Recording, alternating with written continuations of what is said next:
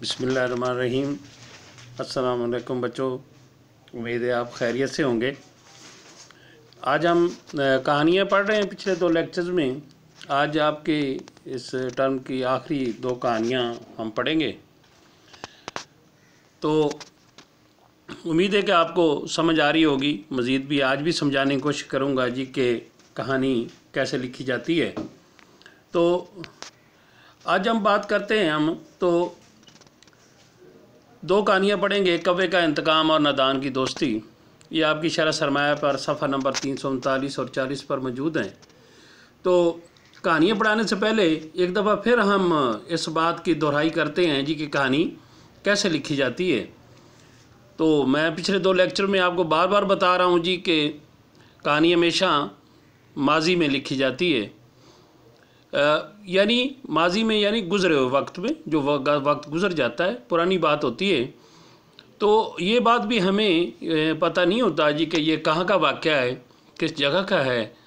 और अमूमी तौर पर जानवरों का इस्तेमाल होता है, दरख्तों का, जंगलों का, तो वो समझाने के लिए होता है। खुदा न खास्ता किसी अल्लाह ताला ने किसी जानवर, किसी शेर को, किसी चीते को, किसी हाथी को, किसी बंदर को ज़बान तो नहीं दी, लेकिन हम ये अज्यूम करते हैं ताकि आपके बच्चों के लिए दिलचस्पी का समा पैदा हो, इसलिए ये बात की जाती है।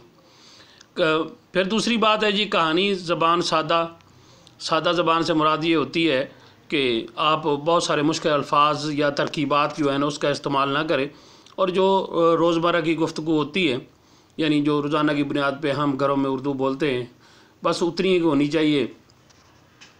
वाक़यात जो है वो तरतीब हो, यानी एक तरतीब के साथ हो जी कि जैसे वाक़यात होते हैं वैसे हम उसकी बात करें। पहले वाला वाक़या बाद में और बाद वाला वाक़या पहले बयान करना मुनासिब नहीं होता। कहानी पैराग्राफ की शक्ल में लिखे। पैराग्राफ से मुराद यही है कि पहली लाइन जो है वो थोड़ी सी छोड़ के आगे करके लिखें, 8-10 लाइनें लिखें। फिर दूसरी बात है, यानी हर बात आप पैराग्राफ में लिखें तो आपकी कहानी की खूबसूरती में इजाफ़ा हो जाएगा। कहानी का अंदाज़े बयान करने का आपका तरीक़ाकार ऐसा होना चाहिए कि हकीकत का रंग नज़र आए। हकीकत का रंग नज़र आए कि यानी आपने खुद वो वाक़या कहीं देखा है या आपके सामने हुआ है, तो इससे आपकी कहानी की खूबसूरती में इजाफ़ा हो जाएगा। और आखिर में जब कहानी आप ख़त्म कर लेते हैं तो इसका अखलाकी सबक लाजमी लिखें, ताकि आप इससे आपने हासिल क्या किया या आपको क्या समझ आए कि इस कहानी से हमें क्या सबक मिलता है। ये कहानी का लाजमी जुज़ है। अमूमी तौर पर कहानी जब आप शुरू करते हैं तो सिर्फ कहानी लिख देते हैं और ऊपर लिखते नहीं कि कौन सी कहानी। तो जो कहानी आप बयान कर रहे हैं उसका हेडिंग जो है, यानी जब हम आज पढ़ेंगे जी कव्वे का इंतकाम और नादान की दोस्ती, तो कव्वे का इंतकाम लिखें, नीचे कव्वे का इंतकाम वाली कहानी लिखें और आखिर में अखलाकी सबक लिखें। और जब नादान की दोस्ती लिखें तो कहानी नादान की दोस्ती और एंड पे अखलाकी सबक इसका लिख दें। आज हम पहली कहानी पढ़ते हैं जी, कव्वे का इंतकाम।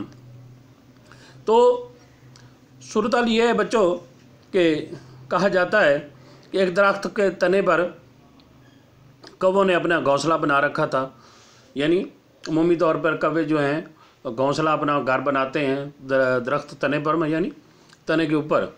तो ये कव्वा जो है अपने बच्चों के साथ जो है बड़ी हंसी खुशी रह रहा था।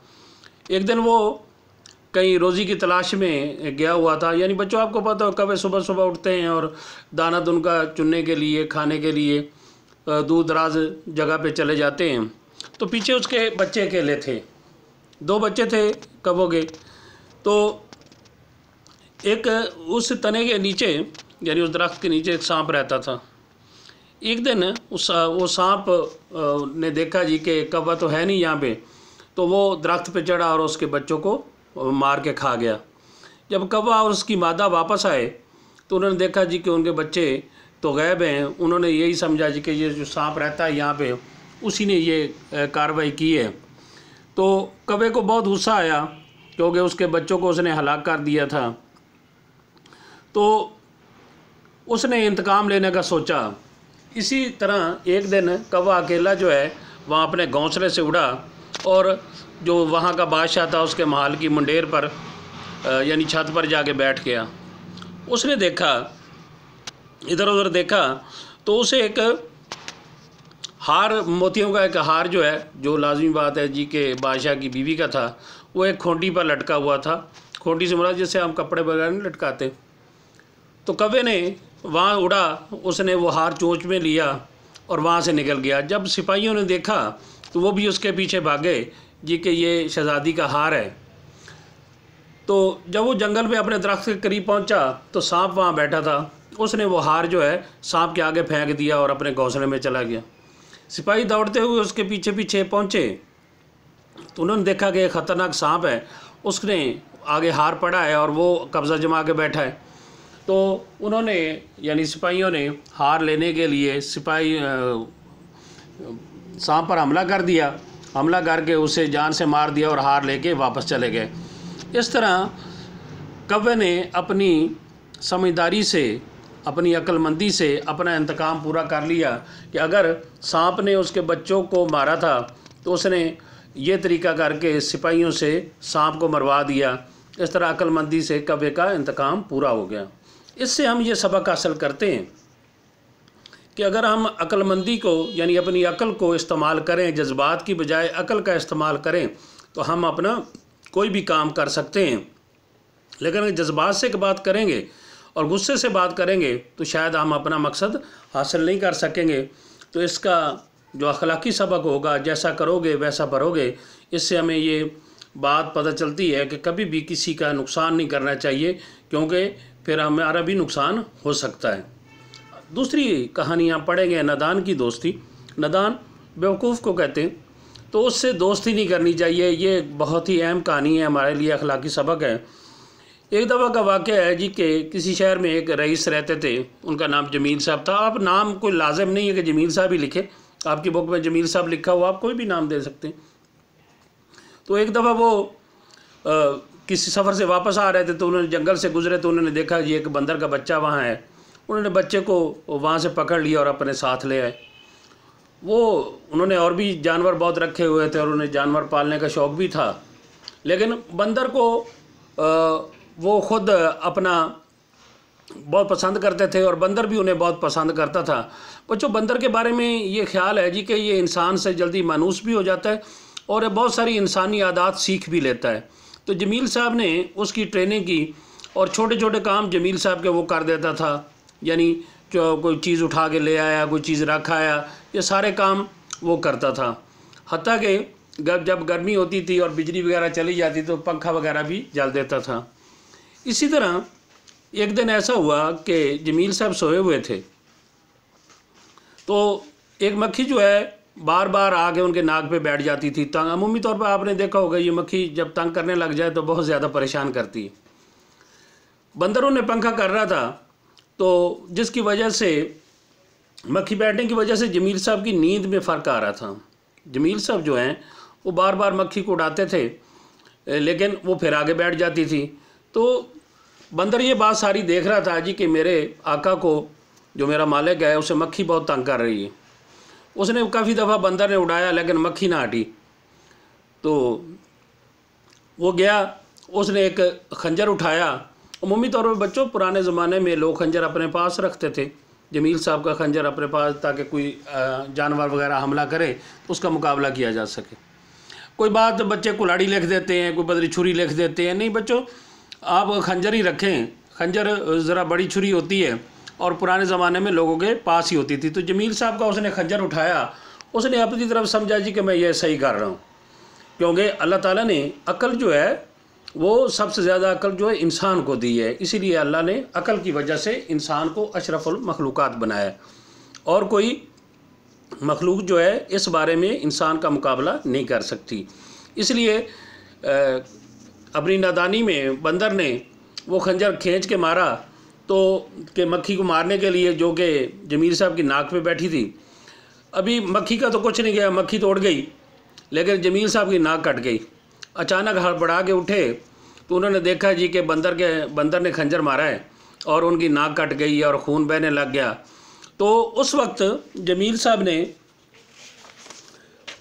ये फ़ैसला किया कि नादान की दोस्ती हमेशा उससे नुकसान ही होता है। कि बच्चों ये देखें कि जमील साहब ने उसका कितना भला किया, लेकिन चूँकि वो जानवर था इसलिए उसे नहीं पता था जी कि इससे मेरे मालिक का भी नुकसान हो सकता है। इसलिए बुज़ुर्ग कहते हैं जी कि नादान जो कम अक्ल होता है उससे दोस्ती ना करें, उससे दोस्ती से आपको नुकसान होता है।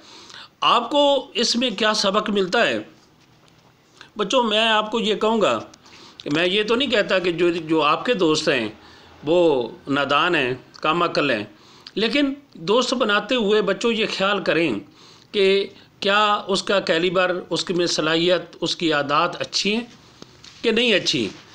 अगर अच्छी हैं तो बिल्कुल दोस्ती बनाएं, दोस्ती रखें भी। दोस्ती रखना बहुत अच्छी बात होती है। अच्छे दोस्त जो पढ़ने वाला हो, मेहनती हो, जो आपको भी इस राह पे लेके आए जी कि भाई हमारा ये फ्यूचर है, हमारा मुस्तकबिल है, हम पढ़ें, ना कि कोई और कामों में लग जाएं जी, आए खेलते हैं जी, आए बाज़ार चलते हैं जी, आज फलां करते हैं जी, पबजी खेलते हैं जी, मोबाइल पे गेम खेलते हैं जी।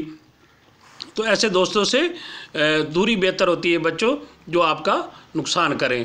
तो इस कहानी से हमें यह सबक मिला कि नादान की दोस्ती हमेशा ख़तरनाक होती है और नादान की दोस्ती जान का ज़िया भी है, यानी आपको कोई ना कोई नुकसान पहुँचा देगी। जैसा कि बंदर ने जमील साहब की नाक काट दी, अपनी तरफ से तो उसने भला किया, लेकिन अपनी नादानी की वजह से जमील साहब का बहुत बड़ा नुकसान कर दिया।